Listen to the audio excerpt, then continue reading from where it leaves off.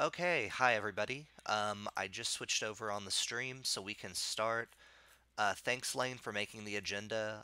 Lane's going to be helping me out, Lane Reddig, for the next at least couple of times and potentially be my backup or just kind of take over as far as running these meetings. We might also just do them together, have a collaboration going. So, yeah, everybody welcome Lane. He works for the Ethereum Foundation, kind of foundation wide. Hey guys, great to Welcome. meet. Thank you. Great to meet those of you I haven't met before. Really excited to be part of this, and please go easy on me because I'm pretty new to this whole process. Thanks, Hudson. Good luck. Great. Thanks, Lane. So let's just get started on the agenda. The first one is the EIP decision process and a general update on that. So the EIP editors and other people have been having discussions on what the next steps forward are as far as what changes need to happen to EIPs, and we think the best first steps are the following. Making a chat room, making a Reddit post that we can link to Twitter and other stuff in a chat room for people to discuss changes in governance. There's already a governance channel and an EIPs channel, so we'll just have to figure out which one of those we want to use on Gitter. Or I also heard maybe a Discord was being set up, so I'm kind of investigating what everyone's doing. But the main point is we want to have something that everybody can use pretty easily to communicate about changes they want to happen.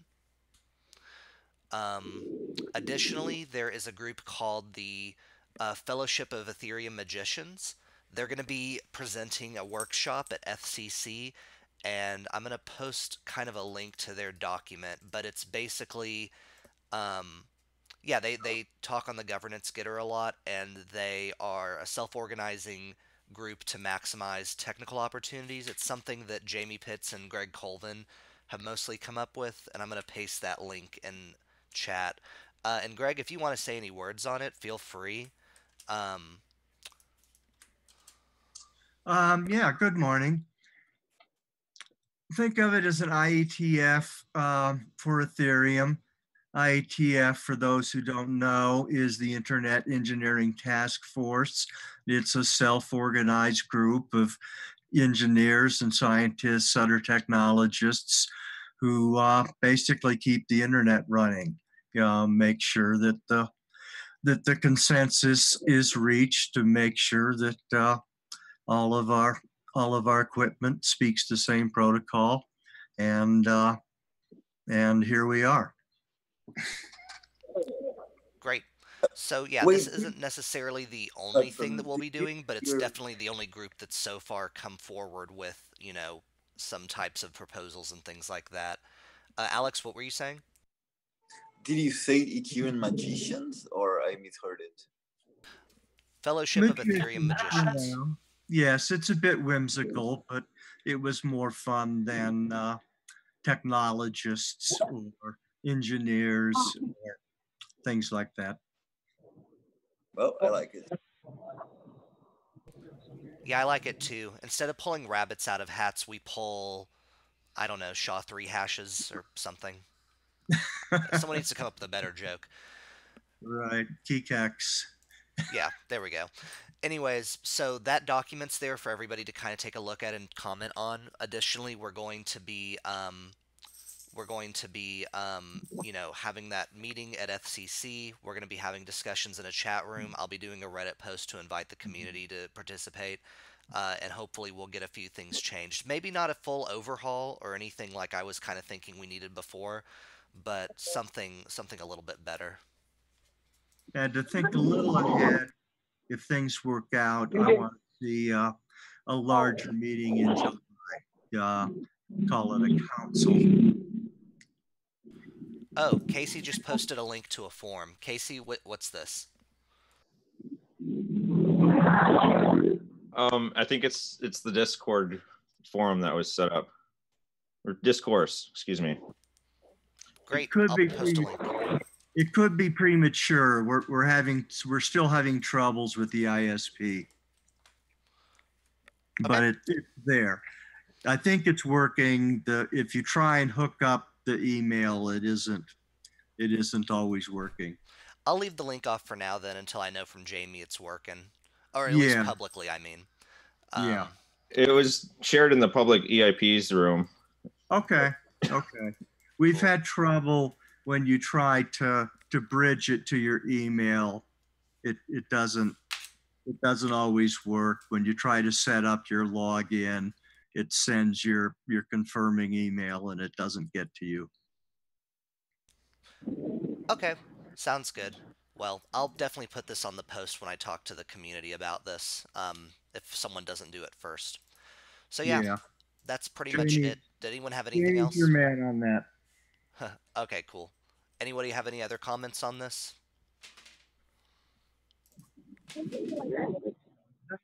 Well, my comment, I have a comment. Well, that's basically that I think it's a bit sad that if Yuichi feels that he should not be, I don't know what it is, if he doesn't take part in the kind of governance process anymore.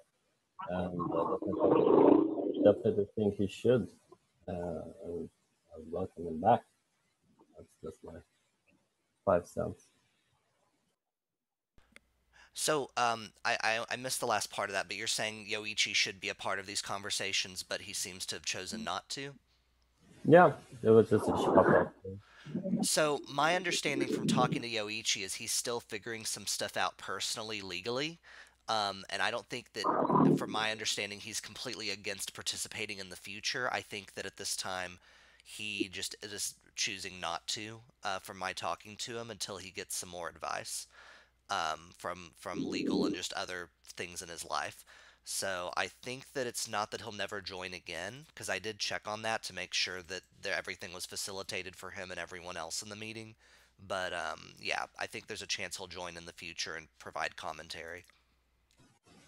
Perfect. Thanks. Good. I miss him. So Nick Johnson has posted an interesting thread about about the process of achieving consensus in IETF, how they treat arguments, not comments. I would love to. Hey Vitalik, could you mute when you're not talking? Yeah, sure. One sec. All right, what was that, Alex? So anyway, I would love if Nick could talk a little bit about the thread he posted on Twitter on how IETF and tries to always argue every objection and not every comment. But so Nick, could you comment on that? Sure. I hope people can hear me all right. I mean, there's sort of 2 points to be made from that. One is that we need to be careful to distinguish between writing a standard and adopting it. Writing a standard is a technical process that needs technical input from people who have domain expertise, and we should be trying to make it the best technical standard we can, and that's what the IETF, the RFC that I linked to talks about, and it's something that people should really read because it makes some really good points about how consensus is not about majority vote and it's not about nobody objecting. It's about making sure that all the technical concerns people have raised have been adequately resolved. And adequately resolved can mean either fixed in the standard or found to be not significant or not relevant. And the way the IETF does that is typically with a chair whose job it is to handle these things, and a sort of basically assessing objectives.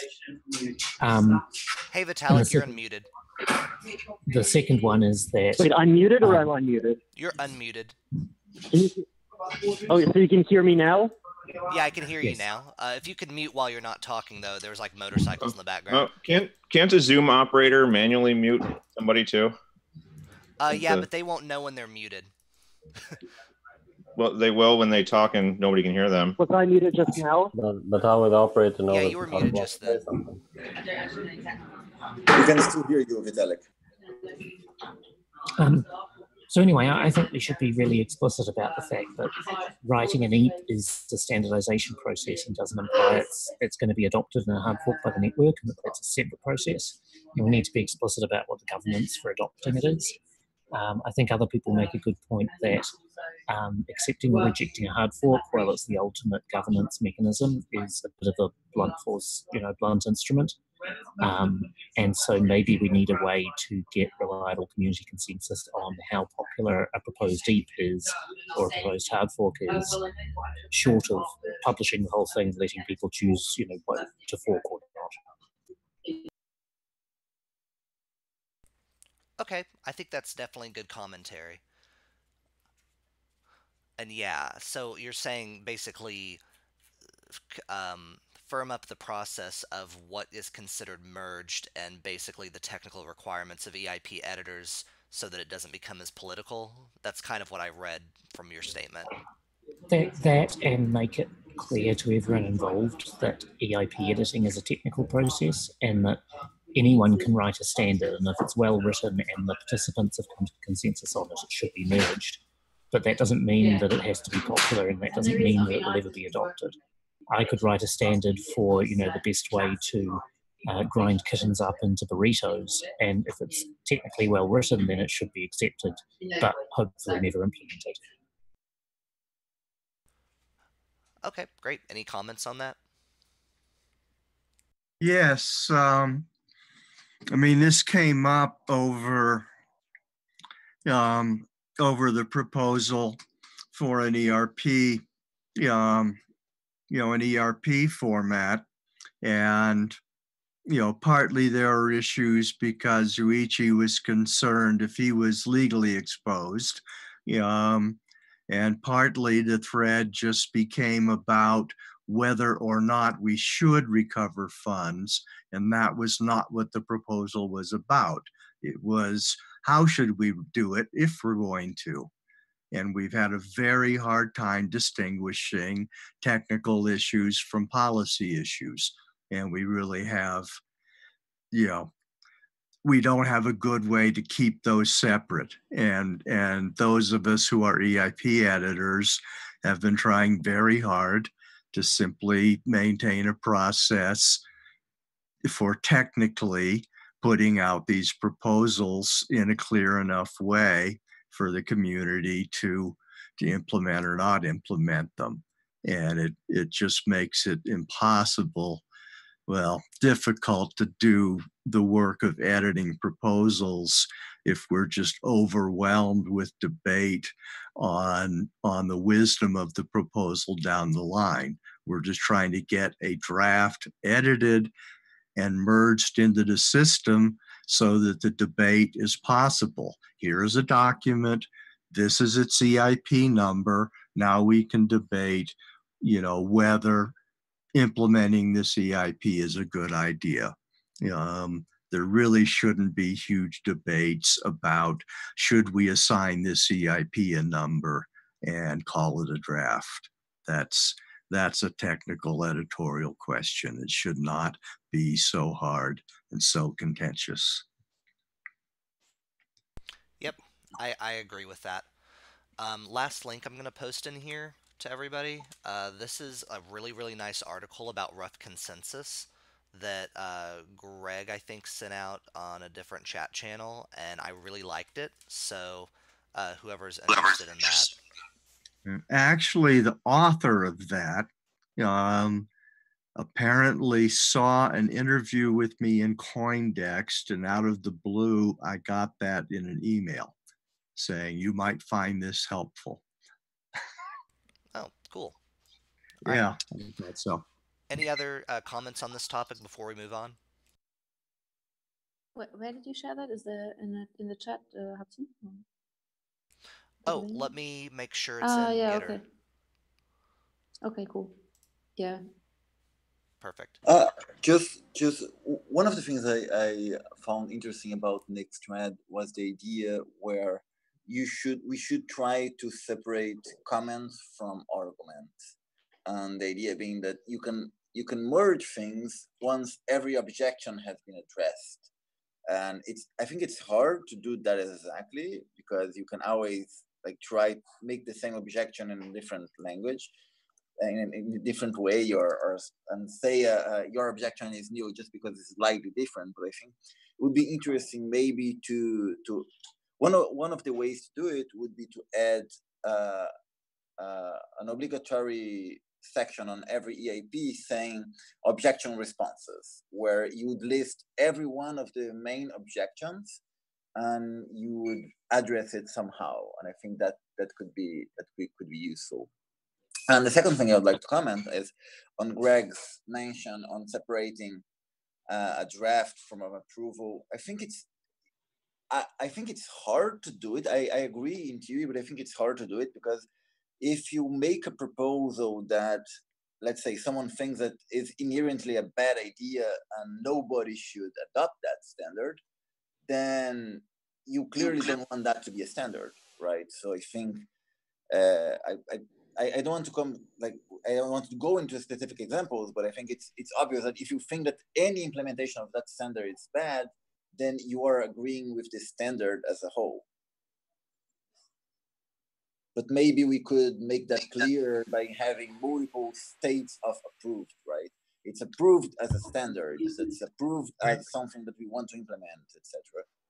The workflow is clear. You go from, once it gets to draft, it can be deferred, it can be rejected, it can be accepted. But until it's a draft, it doesn't have an EIP number, and it's not, you can't even refer to it in order to make these arguments.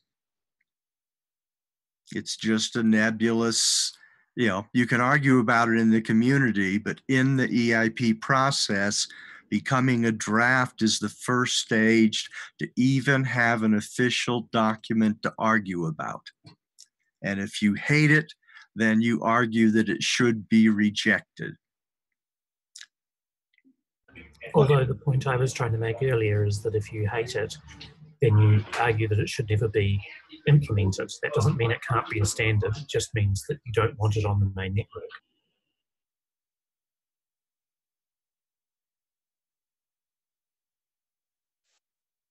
And that's an interesting point. And that's why we need some sort of deliberative body where we can have these arguments in a civil, deliberative way, and comment threads on the EIP pages are not the best place, especially at the pre-draft stage. Once it's a draft, the debate can spread out into all kinds of channels that exist.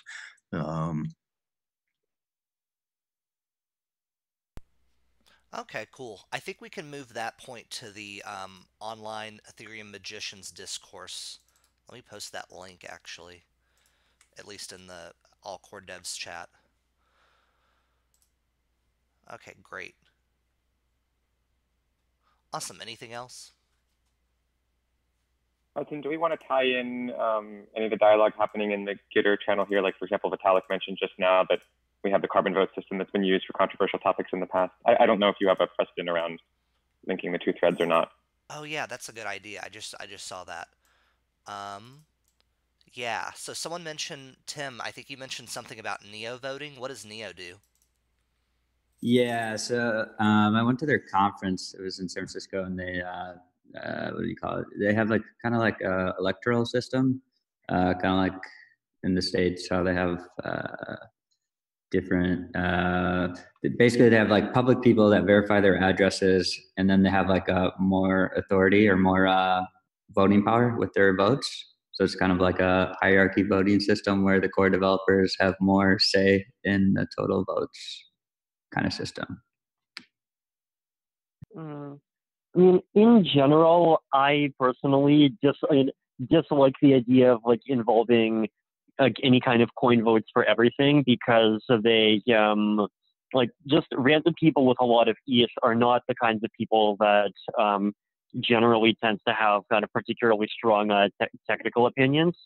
So, I mean, for stuff that's kind of too controversial and fails to pass either fails to pass absolute developer consensus, or where we recognize that there's just actual trade-offs and you can't like technically say which trade-off is correct because it depends what the values are.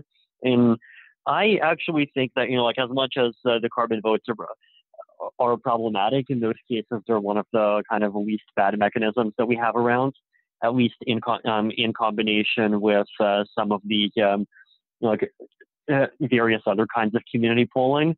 But I mean, I do also feel like our current sort of de facto approach, where that sort of stuff has only really been invoked for stuff that's really genuinely actually controversial, like the Dell fork and the issuance reduction, might make more sense than using it for everything.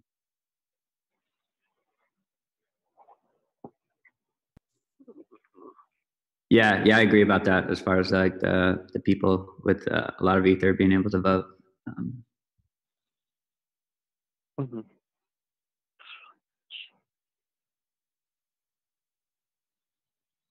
Well, the problem with proposing new mechanisms is because we have so many engineers and programmers. Everyone will start to want to, like, we start getting into more complex and interesting like algorithms, like prediction markets, future markets, etc.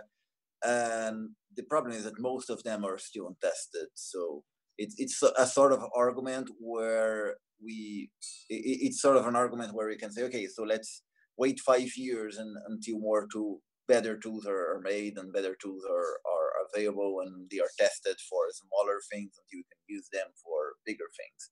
So I think that's my view on any on-chain voting stuff, is that most of the nice ideas are not tested yet.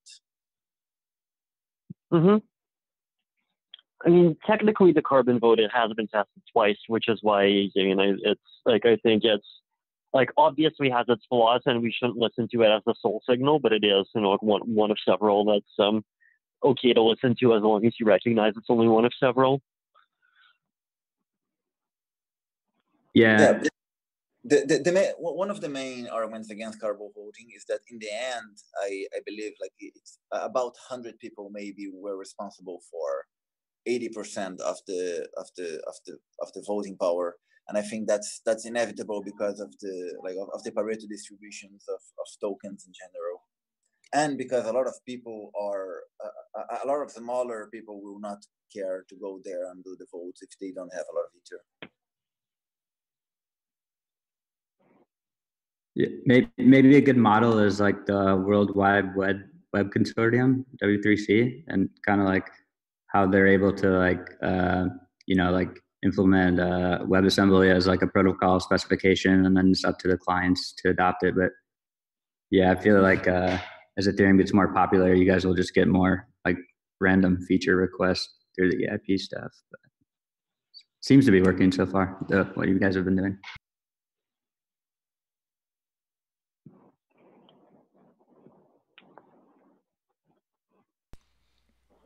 Any other comments?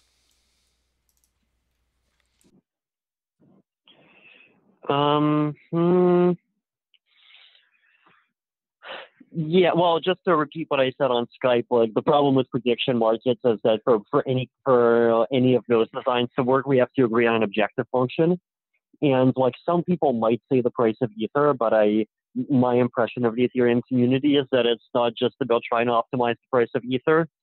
So it's, and like once you move away from like having simple numbers that can define what your objective is, it actually does become hard for prediction markets by themselves to say what a sensible decision is.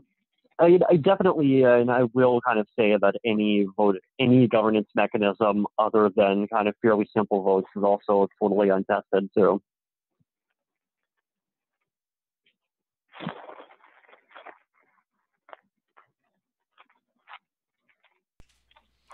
Okay, thanks for the comment. Yep. All right. You know, like I really consider returning to it as an idea, like 2 or 3 years from now, when, you know, like we assume like MakerDAO and 2 or 3 other projects do it if it ends up working well for them. But that's like longer term. Yeah, so short-term prediction markets are not really an option for us, it sounds like.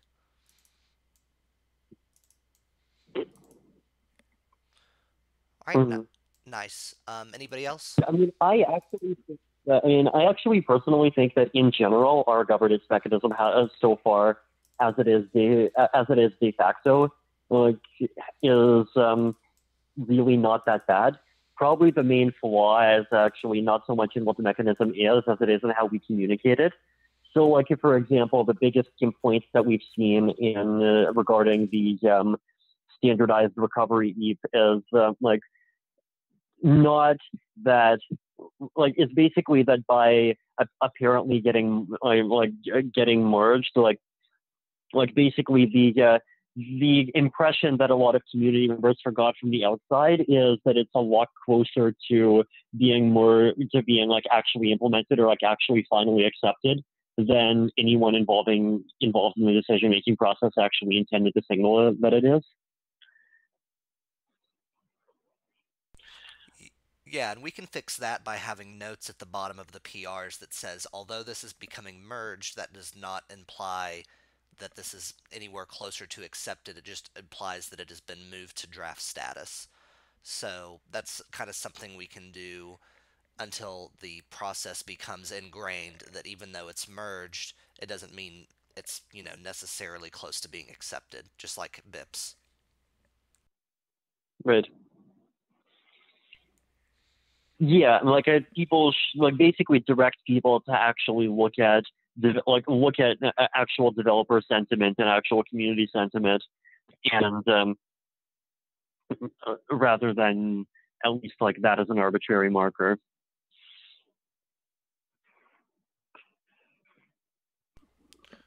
Cool. Anybody else have a comment?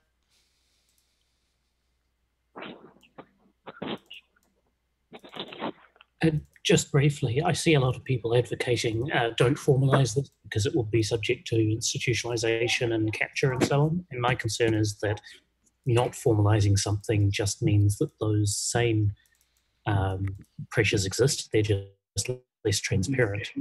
I think ad hoc governance systems aren't actually more secure. It's just harder to tell when they're. Yeah, I could see the point both ways, but in general, my personal perspective is what I do for most things in life, which is everything in moderation. So, in general, something needs to be at least somewhat formalized, just like we have these meetings and we schedule them. But, having something that's super strict would probably be a strain on those involved and silence some voices and perspectives. Mm-hmm. Yeah, I mean, I generally agree. Like having these calls is good, and having the ability for these calls to kind of to give different levels of indications about the status of various EIPs is good. But at the same time, like if all of the participants of this particular call decide to approve an EIP, like if it's really terrible, that should not actually correlate with 100% chance it's going in. Yeah. So, okay, cool. One comment that might be relevant. So, someone opened a new ERP also, I think, sort of as a joke, but the title was "Standard Response for Recovering Forks," which was basically saying that it's a new standard where the standard response for that other standard should be always a no. And I think that I think that was a joke, but it might be a good way to show that one standard doesn't. You can have like controversial one standard negating the others, and both can be approved as a draft status.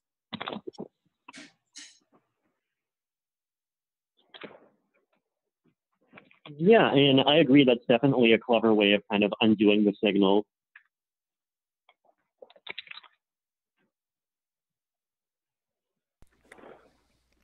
Any other comments?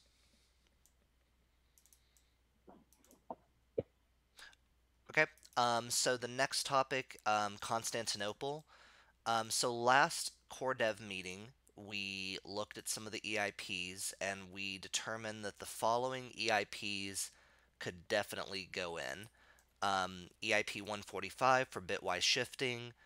I think, did we decide if block hash refactoring was something a definite, or was that a maybe?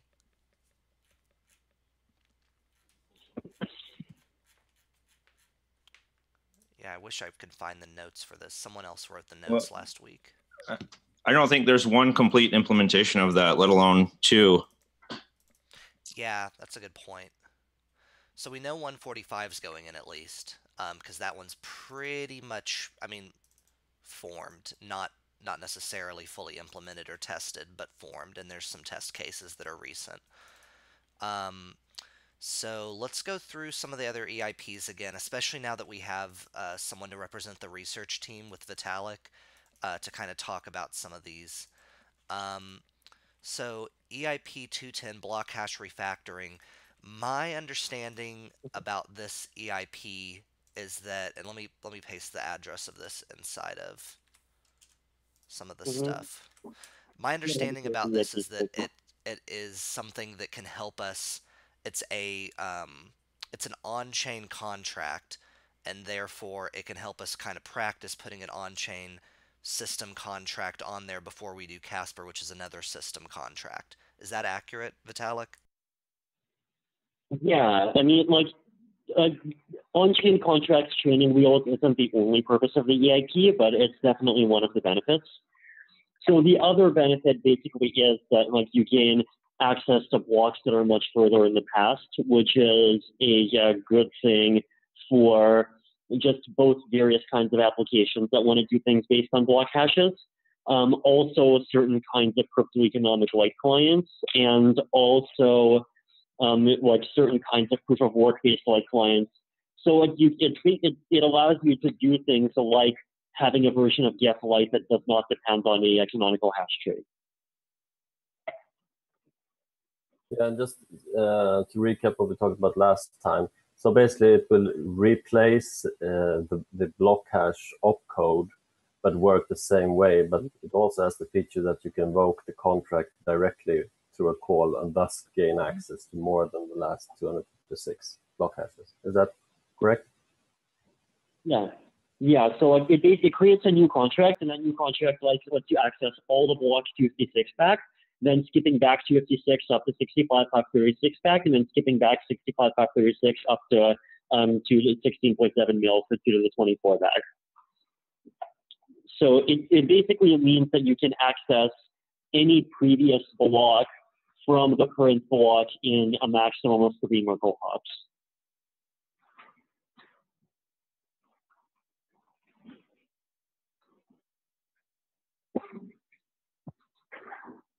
So is this something we want to put into Constantinople, and what's the level of difficulty of implementing this, if that can be answered? As far as the difficulty, there is already an implementation with like that piece of EVM code, right? So I think we basically would just want to write a whole bunch of tests for it, and then like I know I think it's already been implemented in at least a couple of clients. It's just like basically sitting there with a fork number of like 2 to the 100 to signify that so far it's never going to happen until we agree otherwise.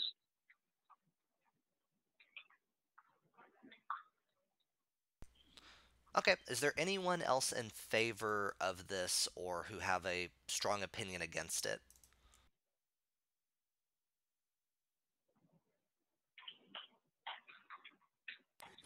I don't really have a strong opinion, but I would also estimate that it's not that difficult to implement in the client. But then I guess the actual code that is up for deployment, I don't know if that's finalized yet though.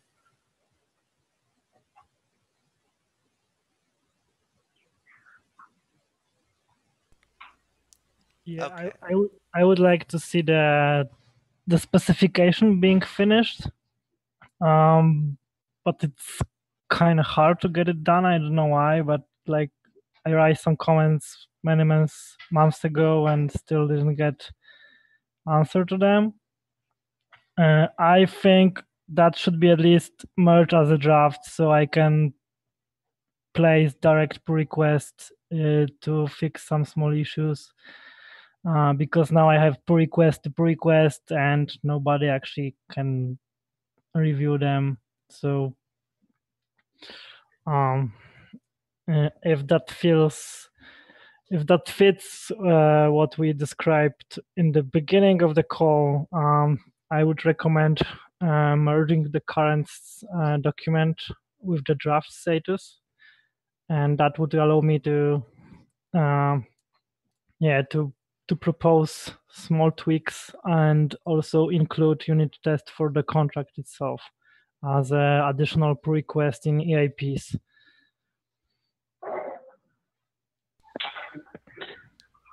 Okay. Who's the author of that? Is that Vitalik? Yes. Yeah, sorry, let me mute again. Okay. So, yeah, Vitalik, if you can just make final changes to that EIP and then merge it over the next few weeks, we can then start making tweaks to it to see if, to get Sounds more good. feedback. And maybe everyone else can go through it again, and I mean, if so, I'd be happy to.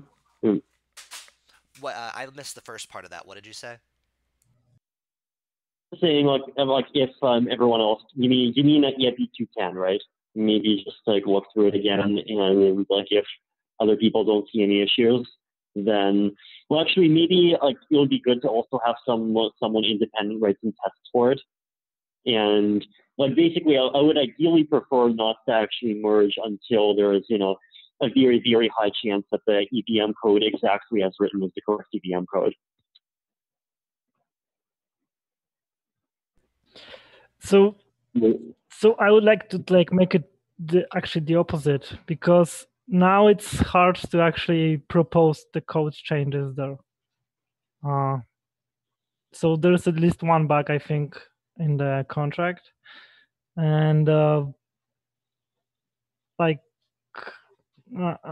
it would be easier if the document is inside the repository already, and I can send pull requests to it instead of having that mostly in the comments and all of them are in the same place, instead of having individual issues addressed as a separate pull request and so on.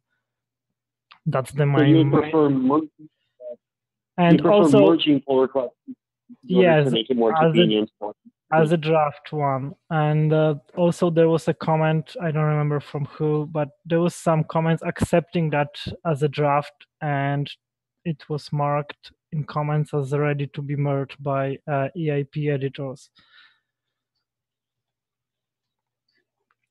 If that's not what the process we want, I open to the changing that, but that would I recommend at least for this one. So it seems to me personally more clear how to actually allow me to actually focus others to particular issues there when the comments in the original pull requests are just lost because there are a lot of them and nobody is reading them at the moment.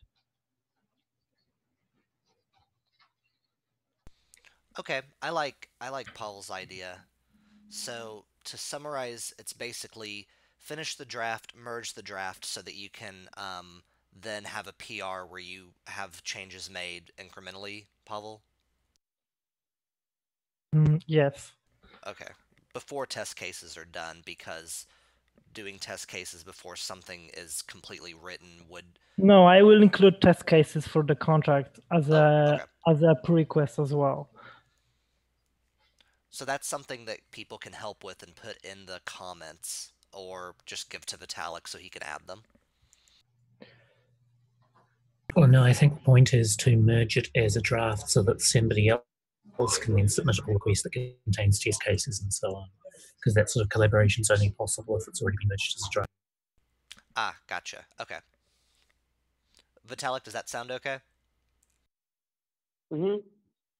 Yeah. Okay, great. I'll keep up with some of these to-dos and send them out to people. The next one is EIP 168 and 169, killing dust accounts. So we talked about this last time, and it looks like 168 is to actually get rid of the dust accounts. 169 is to have replay protection for replay protection for 168. I believe that there were some benchmarks performed that some people did. Martin, did you do those, or did Alexi? No, not me. Alexei did, and also Andre has done some measurements. And I think to summarize it, it's about 10 million accounts. I think roughly, or a bit less than half the accounts in the state are zero value accounts. Okay, I see the link now. I'm going to add it to all the chats.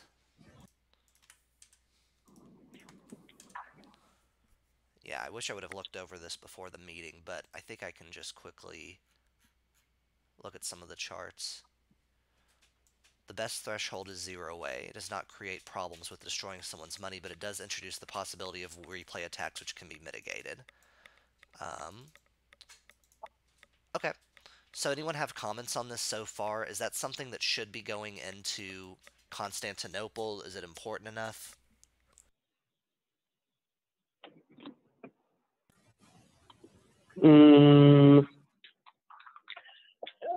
I would say as a short-term thing, it's fine, though. And let's see what are the statistics on it again.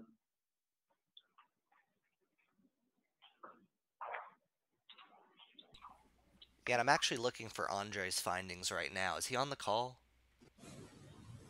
So I think Andre, his graph was roughly similar to the one that Alexei did. I'm wondering, Vitalik, when you say it's fine, do you think that should be in, or do you think we're fine? Well, use my under development to determine how many state tree nodes rather than accounts would be cleared. Okay, so the node count would basically drops by half as soon as you do even one way. And then is there a chart? So this one seems to stop at 10 Gwei. Is there one that goes up, that actually goes up to like 420 Sabo? Like basically keeping like, I'm not convinced like that like Alexei's concerns about like destroying people's money are really that relevant, because at the end of the day, like this EIP will only delete your money if at the end of a transaction, your account has less than 21,000 times the gas price, which means in a worst case scenario, the worst thing that this account can possibly, or the worst thing that this EIP can possibly do is increase the ether cost of a transaction by a factor of 2 minus epsilon. So like even as written, like with the, or like variance B or variance C, oh, sorry, I prefer variance B, I think is totally fine. How can it determine what the gas price is? Yeah, and though once again, like the thing that's important to stress is that you do have this kind of strong invariant that this EIP will not increase the cost of a particular transaction by more than a factor of 2. Right, but what I'm asking is, how does it know what the gas price is in order to determine that threshold? Oh, but look, when you're executing a transaction, you know what the gas price of a transaction is. We even have an opcode for that. Oh, sorry, right. Well, in that case, one potential concern is when people fumble finger sending a transaction with a ridiculously high gas price, they risk losing twice as much as they expected to, or they should have. Yeah, and in that case, we also have, there's also the case where you have a malicious miner who mines one block with extremely high gas price, just to, I don't know, but accounts. That doesn't matter in this case, because it checks the gas price of the transaction that cleared the account to determine whether it should delete the remaining dust. Oh, so it's only when you, but this is whenever you touch an account, right? Mm-hmm. I'm sorry, I didn't understand why it doesn't matter. I thought it was only when you send from an account. No, because then you would basically we wouldn't be able to clear any accounts. Well, we can do a one-time clear out for existing ones. Oh, but you can't really remove 10 million accounts in one go. You need to do a sort of like we did with the Shanghai attacks. Touch them over a 1 month period or something. True. Yeah. Hi, who just joined the call? Hi, I'm Mirabor. I was like waiting for the YouTube channel, but it looks like it's not active, so I decided to join in on listener. So yeah, what I was going to say about it is that I think if we have a dynamic limit where we clean out stuff, I think that can be a bit hairy and potentially subjected to attacks. So I would feel a lot more comfortable if we set a hard limit as a protocol parameter, and then in some future hard fork, I mean, if we start setting it to 0 and then sometime later set it to 100 shabos or whatever, I think that would be a more less risky approach.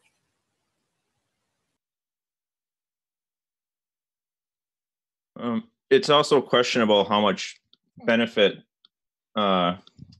clearing the dust accounts would actually have, because according to Andre's post, without the full database size is 9.7 gigs, with dust, without dust 7.3 gigabytes. So that's only a 2.4 gigabyte savings. I know during the state bloat DOS attacks, they took up a lot of size, but if I think state size control is important for multiple reasons. One of them is definitely saving raw gigabytes. Another one is reducing fast sync time. A third is that the bigger the state is, the less of it is possible to keep in memory, which makes DOS attacks worse. If we ignored existing dust accounts, we could do the adaptive thing much more simply, couldn't we?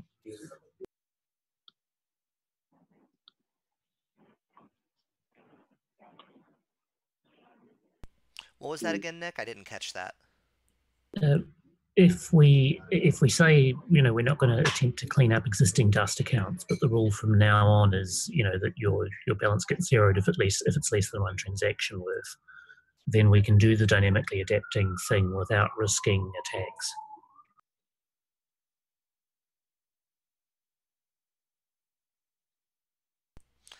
That'd be a good in-between, especially if we can't decide if the savings are really worth it right now for the risk. And Casey, did you have another comment? Well, it's just that the nonce replay protection scheme might also make it more difficult to do later sharding approaches with nonces and Merkle proofs. So keep in mind that this entire scheme is like not even going to apply to any of the abstracted accounts at all, because the abstracted accounts are all going to have code.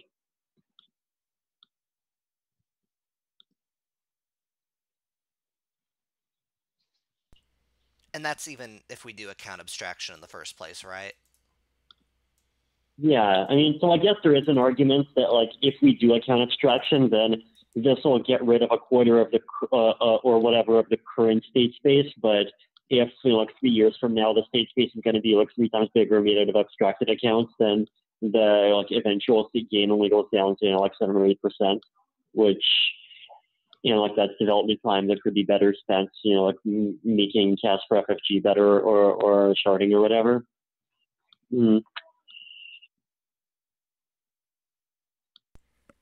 Yeah, so far this EIP kind of seems like there's a lot of mixed feelings on it, for one, and number two, that it, you know, the time, like you said, could be spent on other more important initiatives. So that's kind of the feeling I'm getting from just all the conversation today. Does anyone have other comments on this? So yeah, there are intermediate versions that we can consider as well. So, like, one example is that if at some point we end up upgrading transaction formats, so then that would be a kind of break opportunity during which you can do depth clearing without like worrying about replay protection issues. So, like at that point, it might be maybe 2-3 times simpler to implement a one-time account clear of some kind, which would make it easier to actually do. But like that's a longer-term thing.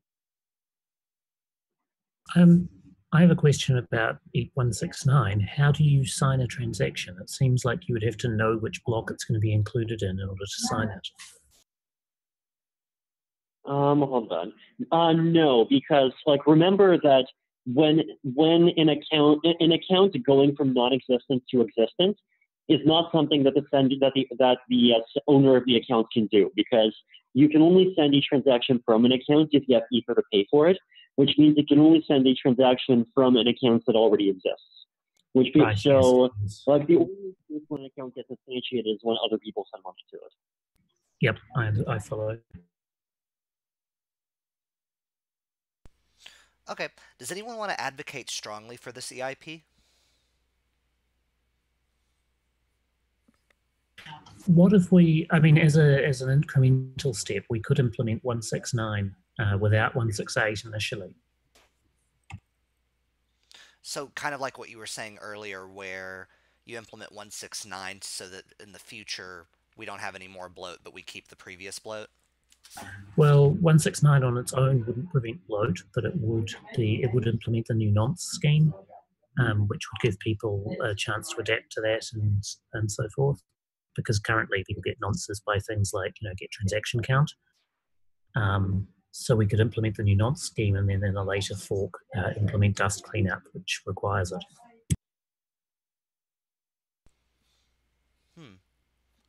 That sounds like an interesting trade-off between the amount of time spent implementing these EIPs and plans for the future.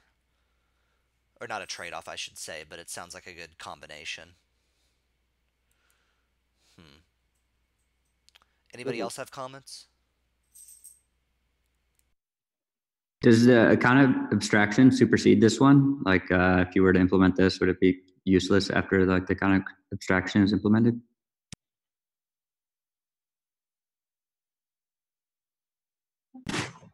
Vitalik can confirm, but I believe the answer is yes. Yeah, Vitalik, you're on mute if you're talking. I think it showed you talking for a second. So, sorry, what was the question?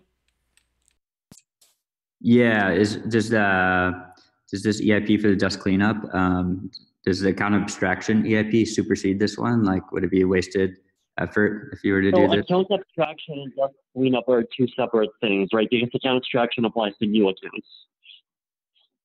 Or like account abstraction is actually a totally optional thing in any of the current proposal. Okay, gotcha. I think the question was if a new transaction format would supersede the account replay security, or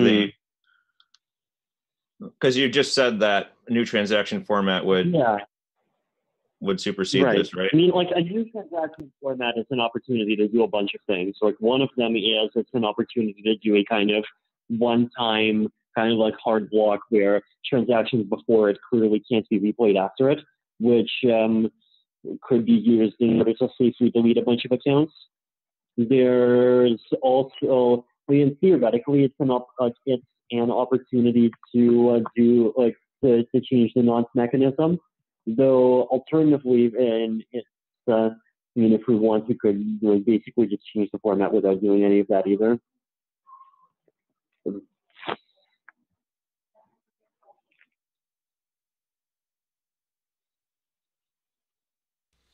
Okay. Are there any other comments?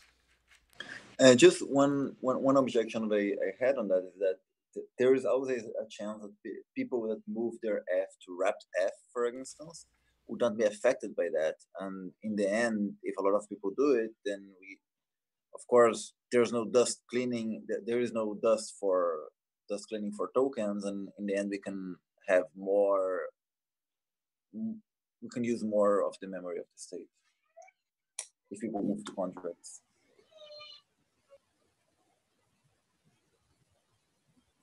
That would be no net improvement for the state.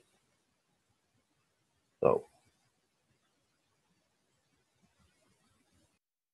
Yeah, I'm just saying it might be an unintended consequence, moving people into unnecessary contracts.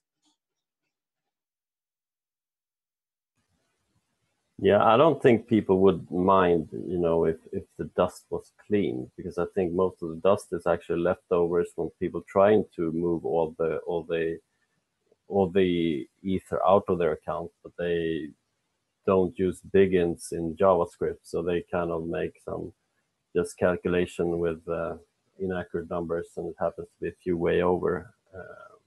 And I don't think people actually care about that money sitting there. So I don't think they would take steps to protect a couple of hundred ways. So that's just my opinion.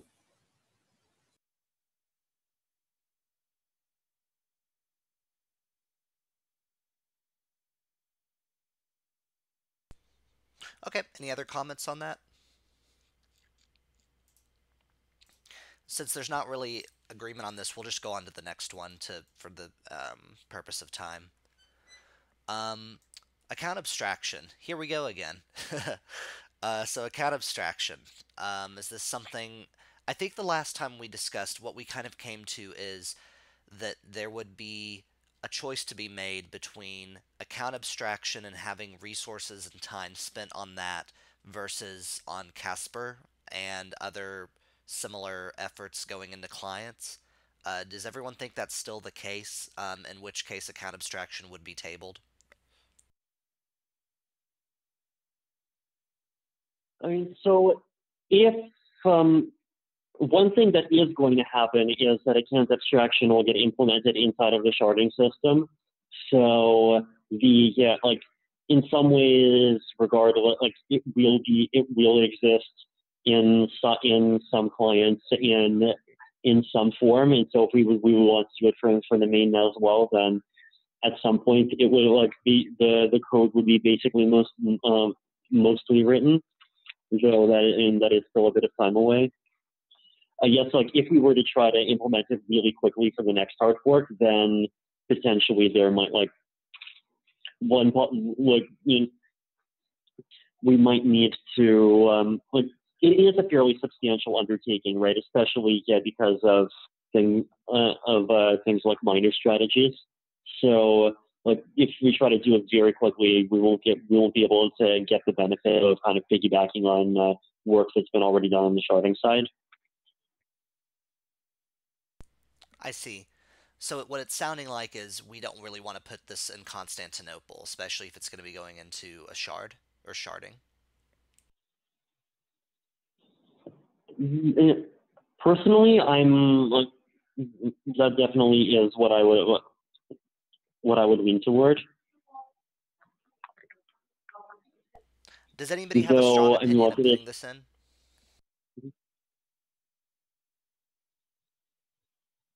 Okay, sorry, Vitalik, you can continue. Yeah.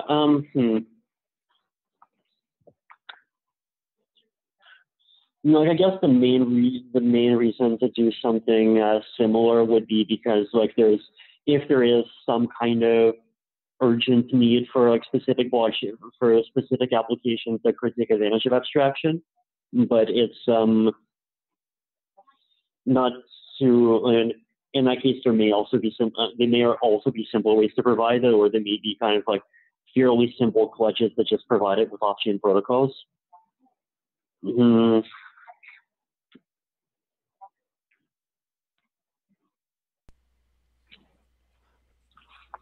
Anybody else have any comments?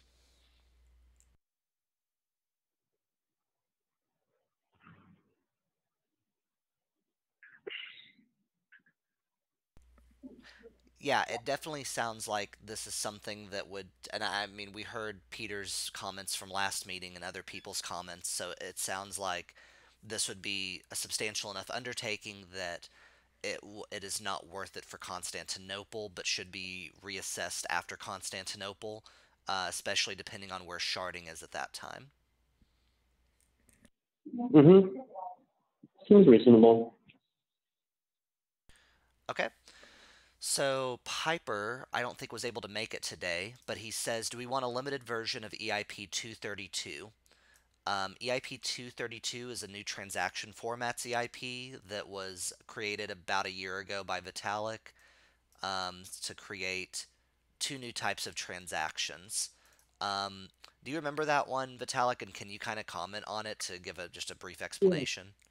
Basically, it was just one kind of superset of the earlier abstraction proposal, because like basically when I was making the abstraction proposal, and particularly when we were doing the chain ID replay protection for Ethereum to like not be replayed to Ethereum Classic, like we basically had to do a bunch of kludges where like some numbers would be set to just zeros. So in some cases, like the v value would be repurposed to the chain ID, and then the v value would be like the chain ID times 2 plus 27 plus like some signature bit, and it got a bit too complicated. So the idea was to just make a kind of clean new type of transaction where the first number would always be the transaction version number, which would be like basically a transaction type. The second value would always be the network ID, and then from there, it just depends on what the transaction type is. The benefit is that this is just like way more forward compatible with anything we might want to do in the future. Does this fall into account abstraction enough to where we really wouldn't be doing this in Constantinople, as we've already kind of discussed? So account abstraction is a convenient kind of time to do it at the same time, because like if there's only one type of, if we're not adding any new transaction types, then there's really no gains that we're getting. We're just kind of rejigging transaction formats and not getting too much out of it. Whereas if we do it at the same time as account abstraction, then it actually makes sense because there's an actual new transaction format for which it makes, and so there's an actual reason why we need to start having transaction version numbers and so forth. And having this new sort of transaction meta format would actually make the spec for abstraction substantially cleaner and simpler.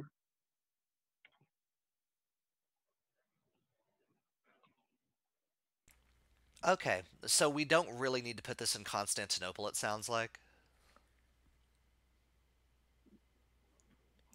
Yeah. Cool. Anybody else have comments?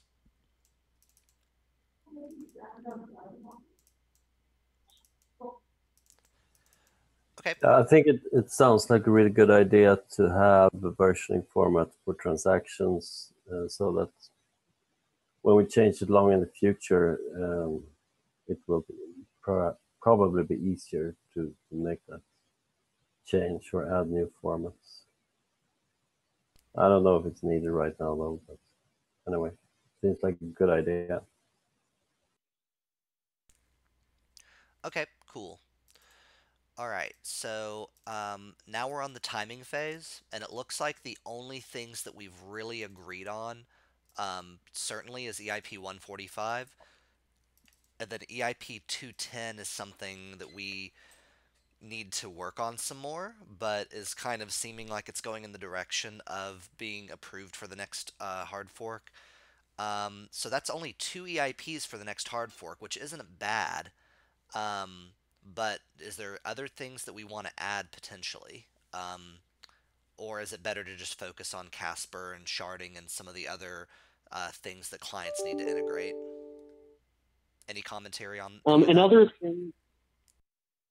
thing to keep on the horizon is that, like, I know that at least one implementation and possibly more is looking at seriously upgrading the libraries they use for the alt-EN 128 curves, which could give a large increase.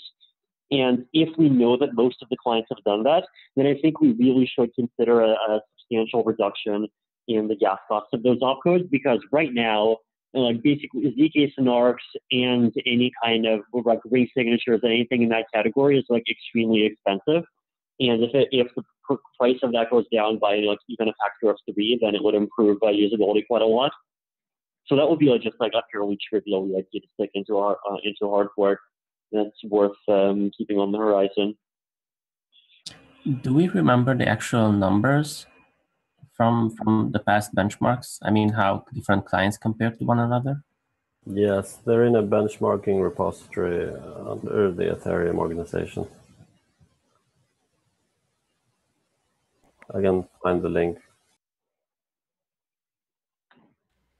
Okay, interesting. So would that be something that decided in a core dev meeting, and then clients would just start to implement it? So basically, I think from where this whole thing stems from is that we've been exploring on swapping out our own BN256 curve implementation to an optimized one from Cloudflare. And with that, we still have to swap out the curve. So I don't know how much work that will be and how stable that will be. So it's still a big question mark. But essentially, their performance is about 18 times faster than our current implementation, which means that if we can integrate that, then from our perspective, gas prices can go down significantly.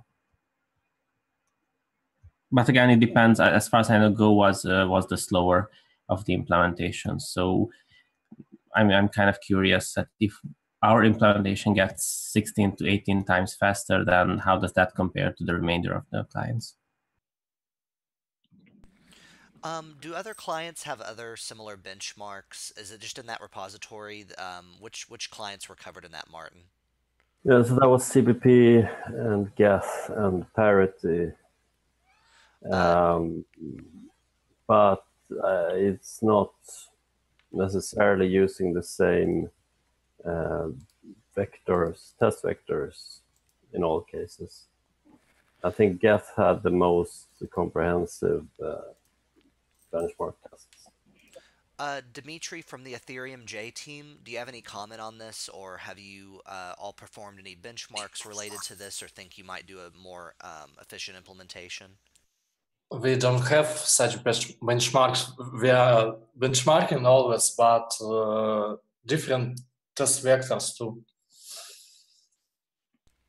Okay. Out of curiosity, for example, Hive does support benchmarking stuff. So we could also look into assembling a couple benchmarks and just running it against all the clients. I think it's a good idea. Yeah, that is a good idea. Who runs Hive right now? Or is there a group of people kind of keeping up with Hive?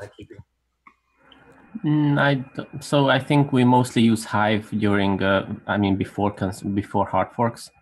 And in between, it's kind of just a stepchild. No, it's not. It's run at Hive. I think it's at hive.estats.net, and it's run 24/7. You said it's tied to ethstats.net? Martin? But we're only running the consensus test, not benchmark. Hivetest.estats.net, and yeah, it's only running consensus tests there. It's not running RPC tests, and it's not running any benchmark tests. Ah, I see. Okay. So another to-do would be to kind of start getting a benchmark for that.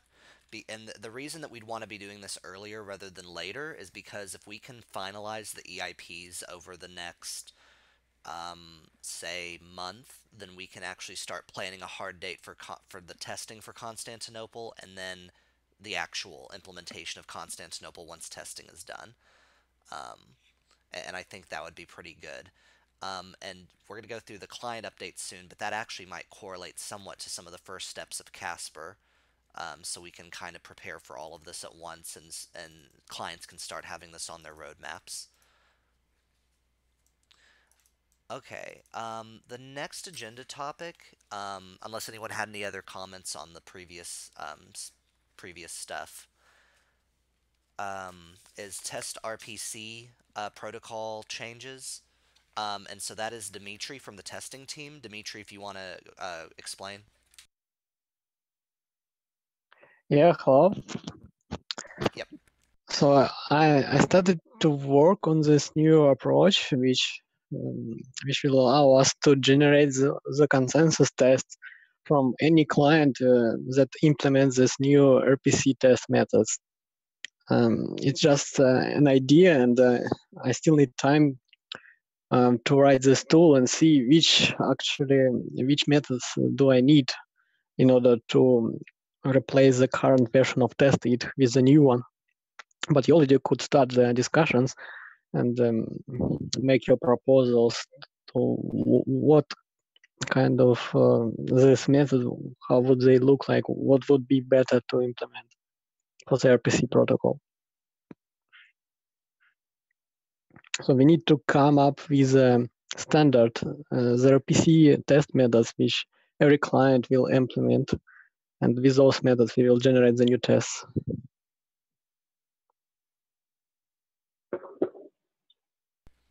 Okay, thanks, Dimitri. Anyone have any comments on that? Looks pretty clean to me.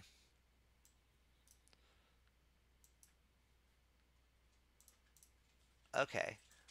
Item 4, talk about when we should start considering to implement a proof of concept or MVP of ETH648, easy parallelizability. Who brought that one up?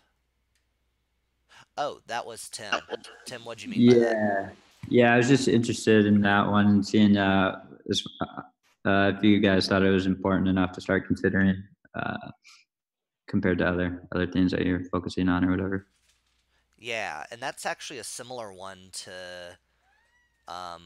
introducing a new transaction type for 232. Am I right? Not quite, because like the new transaction type is basically a cosmetic change, whereas the easy parallelizability thing actually involves deep changes to architecture, and it involves fairly significant changes to protocol guarantees, because you can basically have just arbitrary function cross-contract calls fail if they go outside the access list. It actually brings us back to a situation that I think is equivalent to what we had before the Tangerine Whistle hard fork, when you could do a call stack depth attacks. Like, I'm pretty sure that any attack you could do with against the kinds of attacks that the access list restriction lets you do is the exact same sort of stuff as the kinds of attacks you can do with call stack depth attacks. So the security countermeasures are exactly the same. So I would, and the deep changes are basically that, the parts that involve actually parallelizing all of the transaction execution and the accesses. I would say it's definitely totally fine for people to try implementing, though I am curious, what kind of realistic, how you would test it, and what realistic strategy would you use for testing it, and what kind of information you'd want to get out of your test. Okay. Any other comments on this?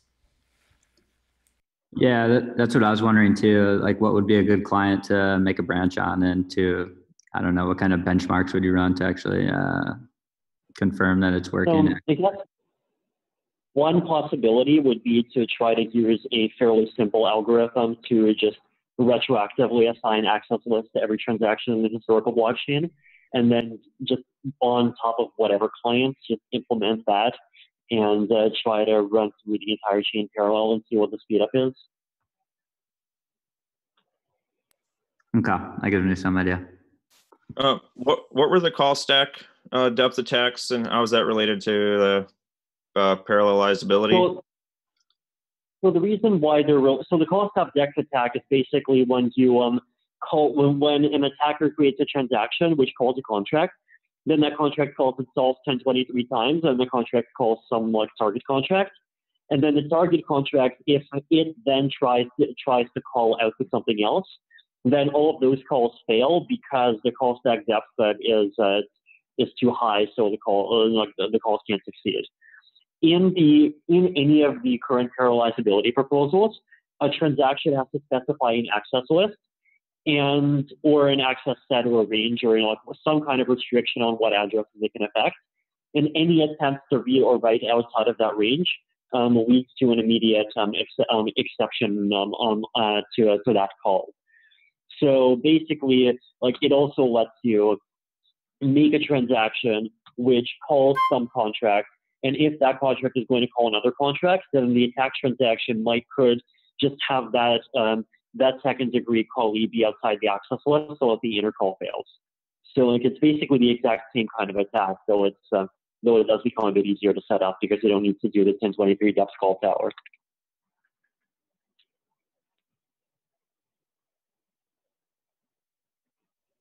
Okay, so it makes it, so this is a concern. I mean, so if a contract isn't written correctly, then it could potentially write some storage. that it doesn't intend to, because if it assumes that all of its calls always succeed, then that would be the vulnerability. Hmm.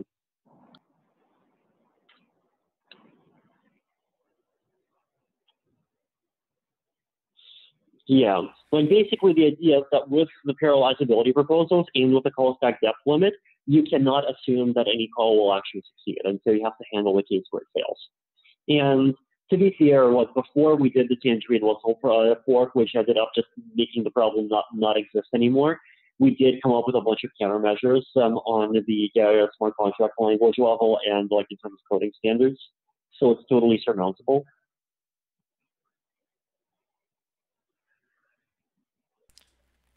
Okay, so it sounds like this is something we need to explore more before the next core dev meeting. Mm-hmm. Okay. I mean, it's the parallelizability is. I mean, it's definitely not something that's going to go into Constantinople because this requires kind of large changes in all clients, right? So yeah, definitely nice if someone investigates it. But the other thing about the EIP 648 is until we know for sure the bottleneck about disk I/O and how that can be optimized, 648 is not really going to improve. It doesn't make it possible to increase the block gas limit without some of the other disk I/O optimizations like are being explored with TurboGeth. Mm-hmm. So yeah, in my opinion, the TurboGeth disk I/O optimizations are the most important to explore and experiment with prior to this parallelizability stuff. Agreed. I'd be very interested in the results of all of those guest turbo optimizations. Mm-hmm.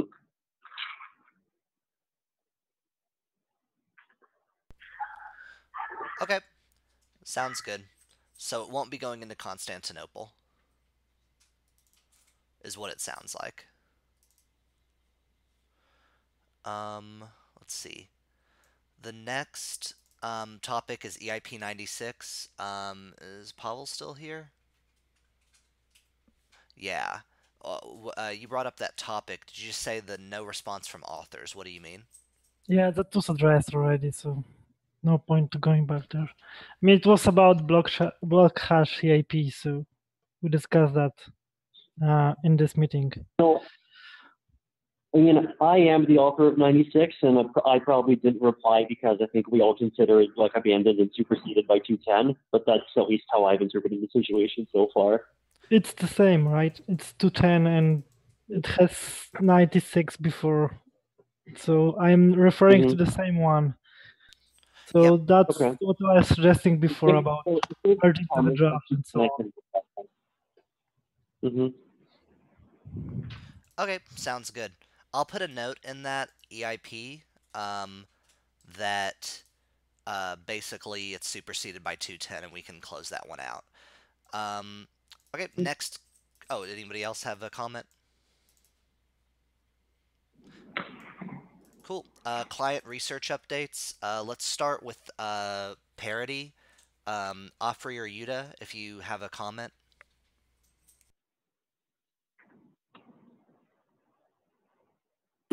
No. Okay, no problem. Geth, I think you just had a major release. If you want to talk about that a little bit or any other things you have comments on. So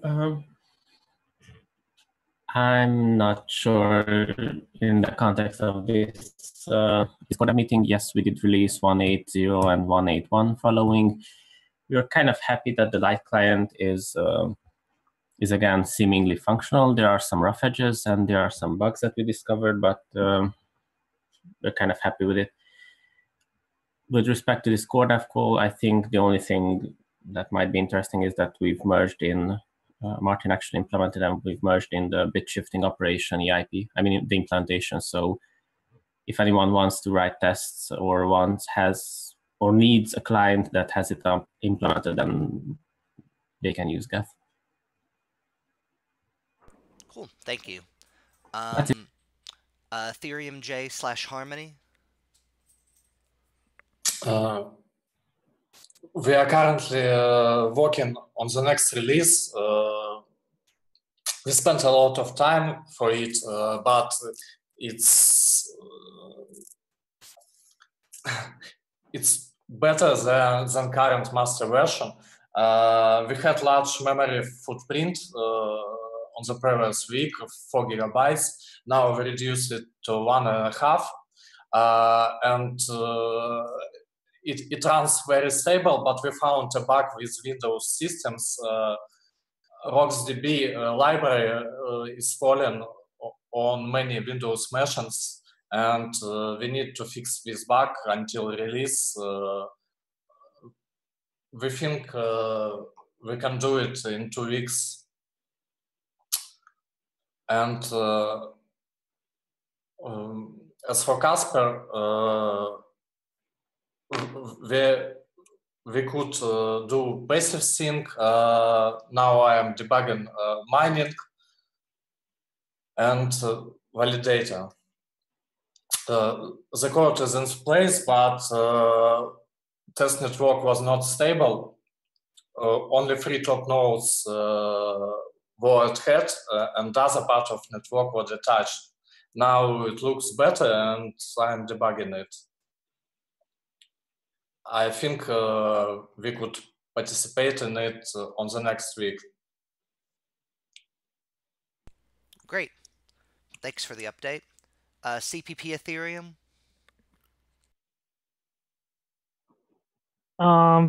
I don't think I have anything to share. No new features finished, so I will skip my turn. Okay, no problem. Ethereum JS. Well, Okay. I could say for CPP Ethereum update. So I'm using CPP client to develop those new RPC methods, and the test it tool is now separated from the CPP client, and I will use this to generate the test via RPC methods. So this new repository called retested is the one which I'll be working on, and the current version of tested is supported by Yoichi in his fork of CPP Ethereum repo. So we plan to remove the test it from CPP client and make it more simple. So that's it. Okay, thank you. Ethereum JS. Nope, no updates on Ethereum JS. It's just maintenance mode, and most of the Ethereum JS team members have been working on CPP Ethereum lately for the EWASM testnet. So yeah, how is the EWASM testnet and EWASM going? It's coming along.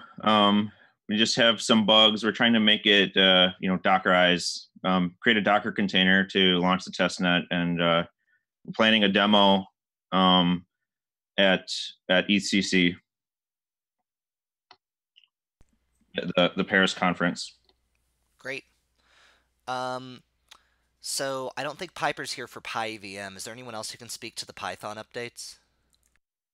I can speak really briefly and kind of high level on it. So as I think everyone knows, sharding had been being worked on in a branch of PyEVM / I guess Trinity is the name we should be kind of using for this going forward. So one thing that's happened is it was decided to merge that branch into master on the grounds that none of the work being done in sharding should affect kind of the main PyEVM stuff anyway. I think that's still a bit of a work in progress. There's maybe a few conflicts that need to be worked out there.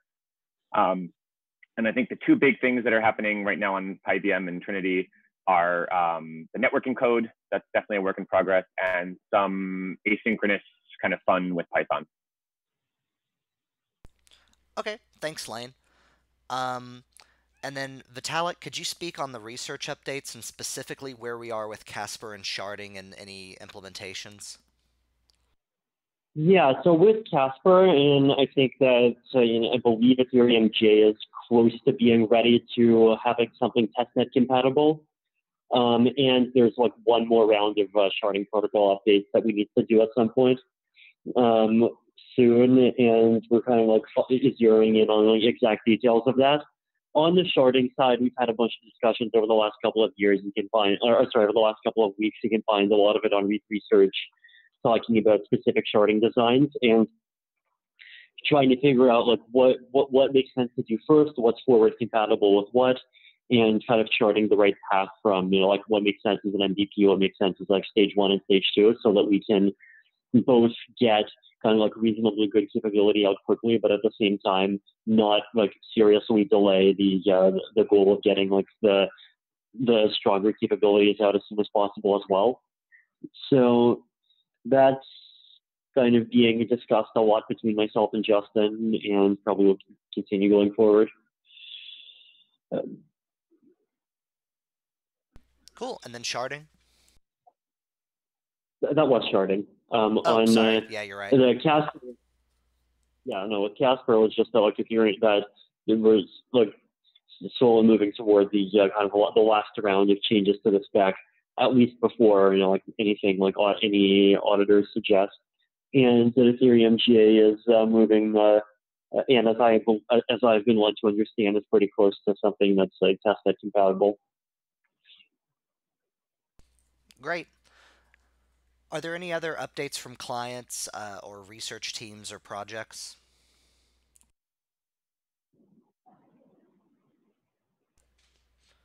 Okay, great. Let's see. Actually, oh, Solidity, I forgot that. Any other Solidity updates? Christian, I think there was like a release recently. Yeah, there was a release recently, and there will be one soon. Turn up your volume a little bit, Christian. It's hard to hear. Sorry. There we go. I didn't do anything. Oh, you didn't? Oh. No. Yeah, we had a release recently, and we will have one soon. And I hope that this next release 0421 will be the last before 050. We're adding tons of breaking changes, and yeah, I'm really confident we're making great progress in the last few weeks. So, but yeah, it would be too complicated to get into details now. Okay, no problem. Thanks, everybody. The next agenda topic and the last one is that FCC is in 2 weeks. I've counted, and about 14 people who are usually on the core dev call are going to be at FCC. Maybe 15 if I'm including people who are attending but not giving talks. So should we skip the next core dev meeting and just have it a month from now?